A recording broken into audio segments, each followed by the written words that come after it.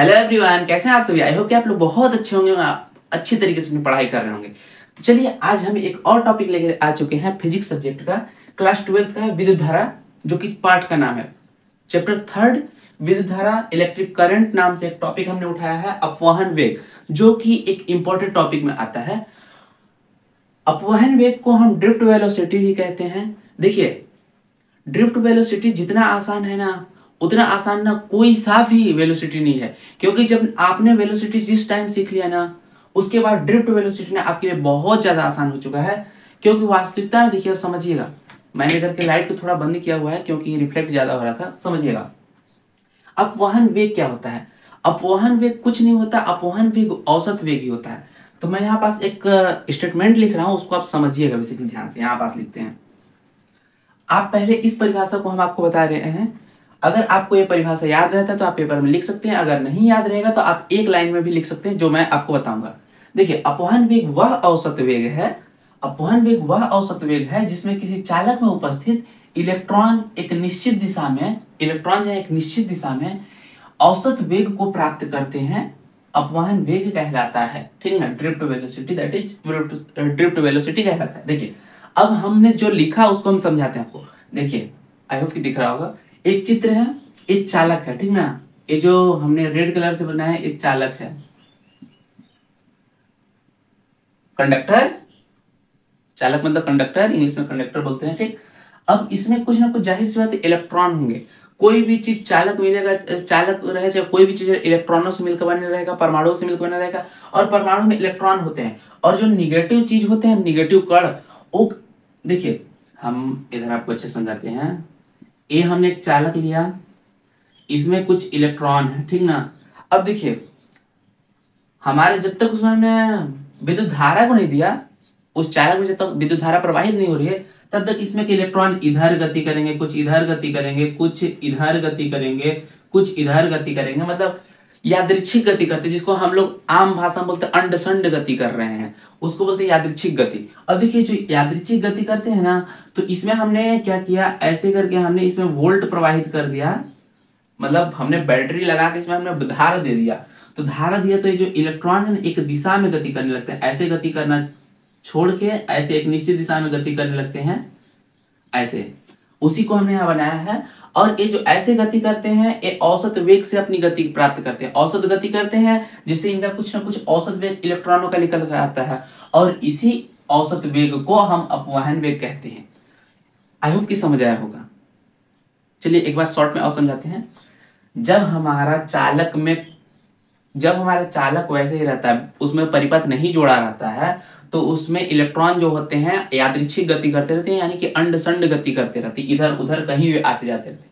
लेकिन जैसे हमने उसमें वोल्ट प्रवाहित किया, और जो इलेक्ट्रॉन एक निश्चित दिशा में, उनको एक बल का अनुभव हुआ, जिसके कारण वो एक निश्चित दिशा में गति करते हैं, और वो जो निश्चित दिशा में गति करते हैं उसमें कुछ इलेक्ट्रॉन होते हैं, उसमें जाहिर सी बात है कुछ ना कुछ इलेक्ट्रॉन होते हैं, और वो इलेक्ट्रॉन एक निश्चित दिशा में गति करने लगते हैं, जिसके कारण जो इलेक्ट्रॉन होते हैं औसत वेग को प्राप्त कर लेते हैं, और वही औसत वेग हमारा क्या कहलाता है, अपवहन वेग कहलाता है, ड्रिफ्ट वेलोसिटी। आई होप कि समझ आया होगा। चलिए, एक हमने बोला था एक छोटा सा और लाइन लिखते हैं, आइए हम छोटा सा एक और लाइन लिखते हैं, समझिएगा उसको। देखिए, हम यहाँ पास लिखते हैं, हाँ, अपवहन वेग वह औसत वेग है जिसमें किसी चालक में उपस्थित इलेक्ट्रॉन एक निश्चित दिशा में औसत वेग को प्राप्त करते हैं, अपवहन वेग कहलाता है। ये तो हो गई बड़ी डेफिनेशन। अब हम छोटी डेफिनेशन की बात करते हैं, जिसमें हम आपने को छोटा से छोटा बताएंगे, ठीक है। यहाँ आप लिख सकते हैं, आई होप कि दिख रहा होगा, नहीं दिख रहा है, बड़ा थोड़ा लिखते हैं, इसको हम मिटा दे रहे हैं क्योंकि चित्र वास्तविकता में यही वाला बनाइएगा। इलेक्ट्रॉनों के औसत वेग को इलेक्ट्रॉनों के औसत वेग को अपवहन वेग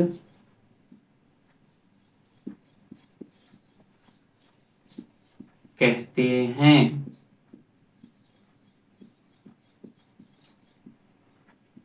आप इस परिभाषा को लिख सकते हैं अगर कोई पूछे।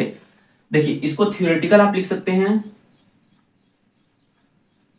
और इसको अगर कोई आपसे वाइवा में लेना, मतलब मौखिक जब कोई पूछे तो आप ऐसा बता सकते हैं, ठीक ना। इसको आप लिख सकते हैं, इसको मौखिक बता सकते हैं, लेकिन याद रखिएगा इसको भी आप लिख सकते हैं, ये भी सही है, ऐसा नहीं है कि सिर्फ वही सही है, वो भी सही ही है, ठीक ना। तो आप दोनों को लिख सकते हैं, ये भी सही है, ये भी सही है। अब ये हो गया इसका part 1। Part 1 drift of velocity का ये हमने देख लिया आज, पार्ट 1। अब नेक्स्ट इसके टॉपिक में हम इसका पार्ट 2 लाएंगे नेक्स्ट वीडियो में, जिसमें हम इसके पूरे डेरिवेशन की बात कर रहे होंगे, पूरे हम इसमें डेरिवेशन की बात कर रहे होंगे।